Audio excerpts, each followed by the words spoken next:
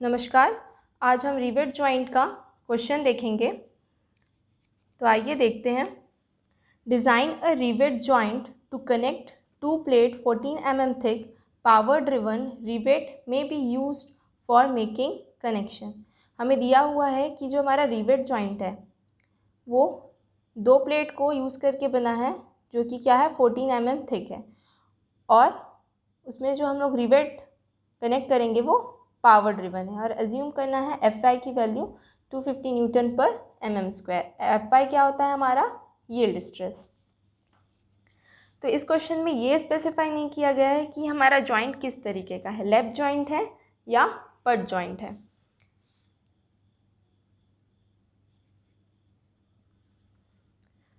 तो पहले हम इस क्वेश्चन को सॉल्व करेंगे लैप जॉइंट से। तो हम लोग देख लेते हैं कि लैप जॉइंट दिखता किस तरीके से है। हमारा लैप जॉइंट कुछ इस तरीके से दिखता है। ये आपका 3D व्यू है, ये टॉप एंड ये साइड। इसमें हमारा दिया हुआ है क्या कि ये जो प्लेट है उसका थिकनेस कितना है 14 mm। ये दोनों प्लेट हैं, इसका थिकनेस लिया है 14 mm। ये है आपका क्या, ये है आपका टॉप व्यू एंड ये है आपका साइड व्यू। ये सिंगल रिवेटेड बना है। नंबर्स कितने भी हो सकते हैं, बट एक लाइन में अगर हम इसको साइड से दिखेंगे तो हमें क्या दिख रहा है, सिंगल दिख रहा है, इसलिए हम बोलते हैं इसे सिंगल रिवेटेड लैप जॉइंट। ये आपका है डबल रिवेटेड लैप जॉइंट। ये उसका 3D व्यू है, ये आपका साइड व्यू है, ये आपका टॉप व्यू है। क्वेश्चन सॉल्व करने के लिए हमें कुछ और वैल्यूज़ की ज़रूरत होगी, तो हम उन्हें देख लेते हैं कि वो क्या क्या हैं। Permissible stress in rivet, type of rivet. जो रिवेट हम कनेक्ट करेंगे या उसे पावर ड्रिवन कर रहे हैं या हैंड ड्रिवन कर रहे हैं। अगर पावर ड्रिवन कर रहे हैं तो शेयर की वैल्यू लेंगे हम लोग। Permissible shear stress in rivet होगा आपका 100 मेगापास्कल एंड बियरिंग होगा आपका कितना 300 मेगापास्कल। अगर हैंड ड्रिवन है तो आप लेंगे क्या 80 लेंगे फॉर शेयर एंड 250 लेंगे फॉर बियरिंग। अगर क्वेश्चन में ये स्पेसिफाई नहीं किया गया है कि आपका जो कनेक्शन है वो पावर ड्रिवन हो रहा है या हैंड ड्रिवन हो रहा है, तो आप उस क्वेश्चन को पावर ड्रिवन लेके ही सॉल्व करेंगे। और इसमें एक और वैल्यू का यूज़ होगा, वो है maximum permissible axial tensile stress sigma 80, जिसकी वैल्यू होती है 0.6 Fy। Fy क्या है आपका यील्ड स्ट्रेस, इसकी वैल्यू ऑलरेडी दी हुई है, मतलब दी नहीं हुई है, आपको एज्यूम करनी है कितनी 250 न्यूटन पर mm²। अगर आपके क्वेश्चन में नहीं दिया हुआ है तो आप इसको Fy की वैल्यू को हमेशा 250 न्यूटन पर mm² लेके सॉल्व कर सकते हैं। तो आइए इस क्वेश्चन को हम लोग लैप जॉइंट से सॉल्व करते हैं। पहले मैंने गिवन डेटा लिख लिया है, थिकनेस दी हुई है, उसको मैंने TP से रिप्रेजेंट किया है फॉर थिकनेस ऑफ प्लेट के लिए, वो है 14 mm। Fy है 250 न्यूटन पर mm²। जब T की वैल्यू दी हुई है तो मैं क्या करूँगी, नॉमिनल डाया फाइंड कर लूँगी। किस फॉर्मूले से, अनविन्स फार्मूले से। वो क्या है, phi is equals to 6.01 √T। Under T की जगह मैं 14 वैल्यू पुट करूँगी तो मेरा क्या आ जाएगा 22.48 mm। इसको मैं ले सकती हूँ क्या 22 mm। जो नॉमिनल डाया की वैल्यू जो है, मैं हमेशा कोशिश करूँगी कि करना है कि हमें पॉइंट्स में नहीं लेना है, इसे हमें एक कंप्लीट नंबर में लेना है। वो भी होना चाहिए आपका क्या इवन फॉर्म में, इसलिए मैंने ले लिया क्या 22 mm। ग्रॉस डाया, नेक्स्ट मैं फाइंड करूँगी इसका ग्रॉस डाया। ग्रॉस डाया को हम D से रिप्रेजेंट करते हैं और वो होता है फाई प्लस 1.5। फाई क्या है आपका नॉमिनल डाया है, और फाई की वैल्यू अगर लेस देन है 25 mm से, तो आप क्या करेंगे D में D is equals to 5 plus 1.5 लेंगे। अगर फाई की वैल्यू ग्रेटर है 25 mm से, तो आप D की वैल्यू क्या लेंगे 5 प्लस 2। ओके स्टूडेंट, तो अब इसमें हमें क्या करना है, फाई की वैल्यू क्या थी हमारी 22 mm, तो 22 प्लस 1.5 कर देंगे तो हमें क्या मिल गई, D की वैल्यू 23.5 mm। अब हमें स्टूडेंट्स फाइंड करना है क्या, strength of rivet in share. जो हमारा रिवेट है उसको हमें निकालना है किस में, शेयर के केस में। तो इसके लिए फॉर्मूला है P S is equals to tau V F into pi by 4 into D square. ये हमें दिया हुआ था पावर ड्रिवन, मैंने आपको समझा दिया है ऑलरेडी कि अगर शेयर है, शेयर को हम किससे रिप्रेजेंट करेंगे, टाउ वी एफ से, परमिशिबल शेयर स्ट्रेस को रिप्रेजेंट करेंगे टाउ वी एफ से, और permissible bearing stress in rivet को रिप्रेजेंट करेंगे किससे, सिग्मा पी एफ से। पावर ड्रिवन के लिए इसकी वैल्यू कितनी होगी 100 एंड इसकी होगी कितनी 300। ओके स्टूडेंट्स, तो ये सारी वैल्यूज़ दी हुई है। अब इन्हें हमें क्या करना है, इस फॉर्मूले में पुट करना है। टाउ वी एफ की वैल्यू हो गई 100, डी आपका आया है 23.5 mm। ओके स्टूडेंट, आइए अब हम लोग पुट करते हैं। P S is equals to tau V F into 5/4 into D square. तो टाउ वी एफ की वैल्यू कितनी है 100 इंटू 5/4 इंटू 23.5 का होल स्क्वायर। तो आपकी वैल्यू कितनी आ जाएगी, आपकी वैल्यू आएगी 43.373 किलो न्यूटन। ये आपका क्या आ गया, ये आपका आ गया strength of rivet in shear. अब हम फोर्थ फाइंड करेंगे strength of rivet in bearing. तो इसके लिए फॉर्मूला दिया गया है P B is equals to sigma P F into D into T.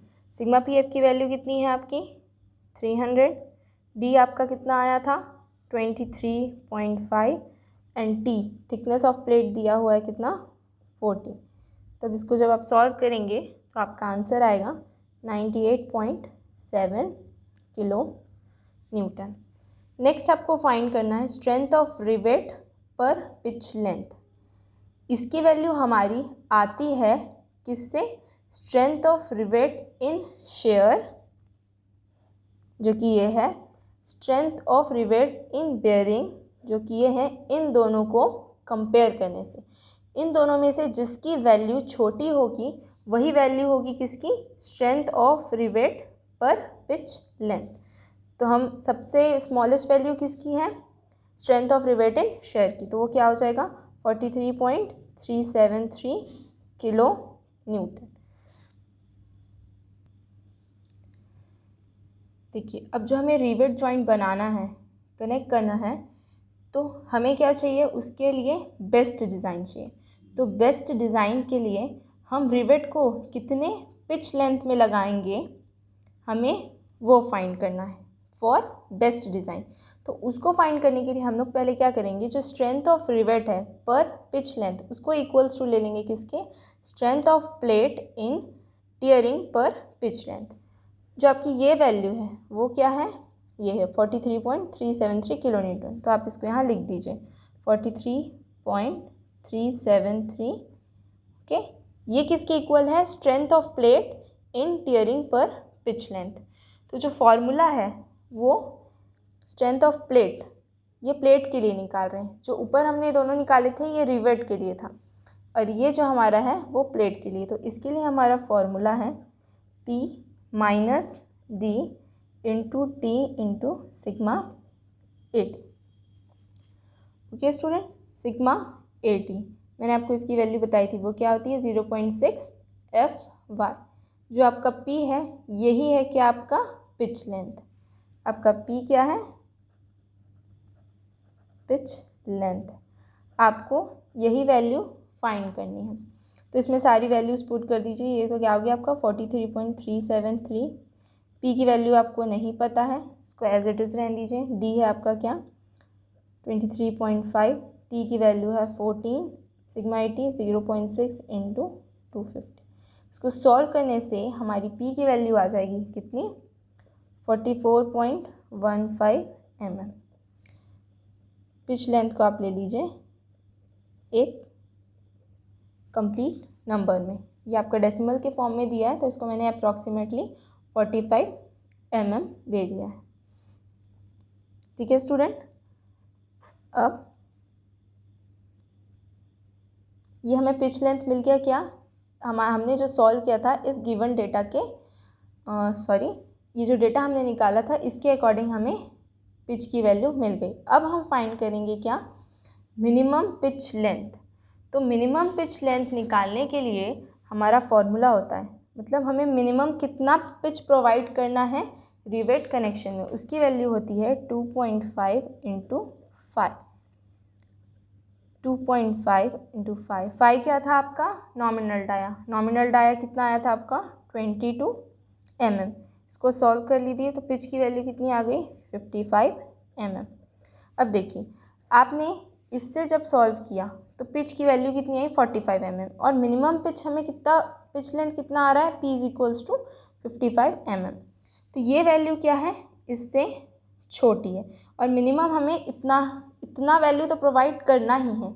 तो हम क्या करेंगे, इन दोनों में से ये वैल्यू लेंगे। क्यों, क्योंकि मिनिमम पिच लेंथ हमारी इतनी होनी ही चाहिए। अगर इससे बड़ी वैल्यू आती, अगर P की वैल्यू 60 आती, मान लेते हैं हम, अगर 60 आती तो हम P की वैल्यू क्या लेते, 60 लेके सॉल्व करते।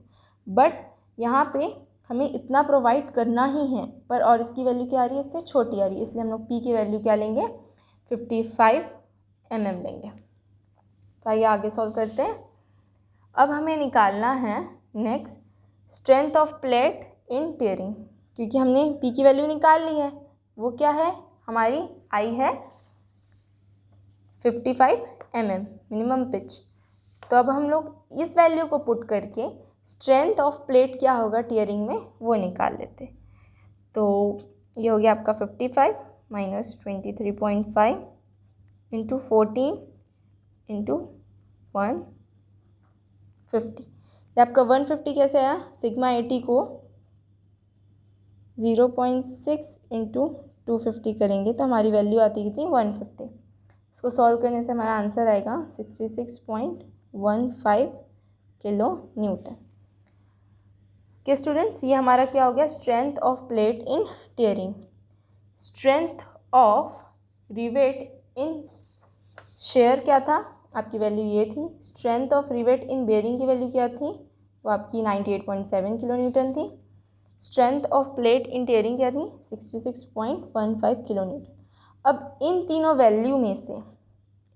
वैल्यू में से जो सबसे छोटी वैल्यू होगी, अब वो हमारी क्या हो जाएगी, फाइनल वैल्यू हो जाएगी किसकी, स्ट्रेंथ ऑफ रिवेट पर पिच लेंथ की। तो हमारी वैल्यू कितनी हो जाएगी, इन तीनों में सबसे स्मॉल सी वैल्यू की कौन सी है, हमारी है 43.373 किलो न्यूटन।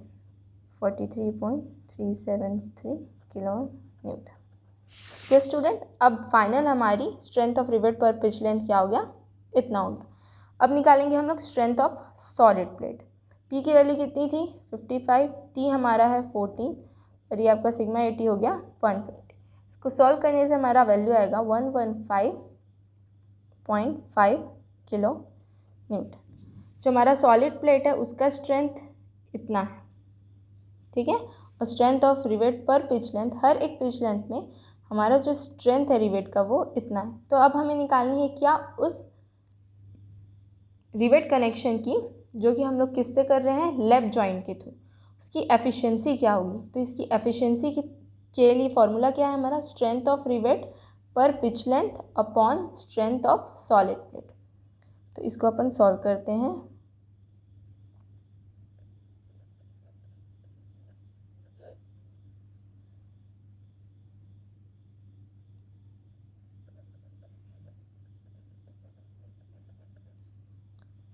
इसको सॉल्व करने से आपका आ जाएगा 37.55%।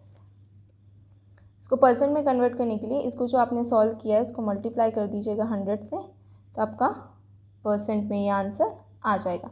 इतनी आपकी एफिशिएंसी है जब आप इस क्वेश्चन को लैप जॉइंट से सॉल्व करेंगे।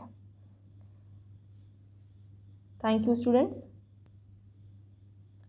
नेक्स्ट वीडियो में हम ये देखेंगे कि इसी क्वेश्चन को, ये जो आपका क्वेश्चन था, इस क्वेश्चन को हम लोग बट जॉइंट से कैसे सॉल्व करेंगे। बट जॉइंट के भी दो कंडीशंस होते हैं। क्या होता है, एक होता है आपका सिंगल कवर, एक होता है आपका डबल कवर। तो फर्स्ट हम सिंगल कवर से सॉल्व करेंगे, देन हम उसे डबल कवर से सॉल्व करेंगे। नेक्स्ट वीडियो में हम इस क्वेश्चन को बट जॉइंट से सॉल्व करेंगे। Okay, thank you.